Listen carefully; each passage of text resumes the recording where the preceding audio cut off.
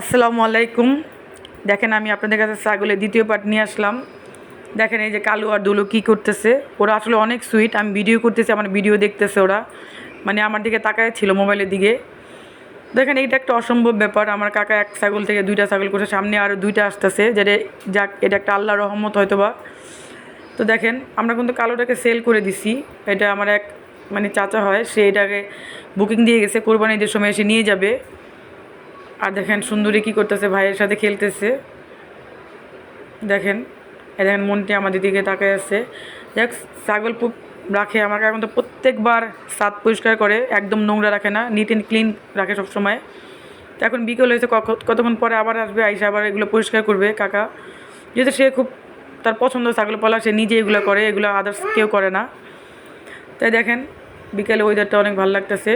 আপনাদের ছাগল দেখাতে দেখাতে ওয়েদারও দেখাই দিলাম। দেখেন ওই যে পাশে ফাঁকা মানে জায়গাটা কিন্তু প্রতি বছর কোরবানি ঈদে গরুর হাট বসে আমাদের এখানে।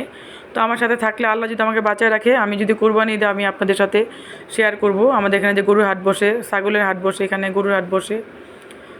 তো এই যে দেখেন এইগুলো সব আমাদের আত্মীয় স্বজনের বাড়ি, মানে আমাদের এখানে যতগুলো আছে, কারণ আমরা সব এখানে স্থানীয়, মানে সবাই এখানে আমরা একসাথে থাকি। মানে এই চাচা ওই চাচা, এই ফুপ্পি ওই ফুপ্পি, এই খালা সব এখানে থাকে আশেপাশে। তো দেখেন এই যে দেখেন এই যে এখানে কিন্তু মন্টির ঘর। মন্টি যখন ছোটো ছিল তখন কাকা ওর জন্য এই ঘরটা বানাইছে, এই যে নামও লিখে দিয়েছে মন্টি।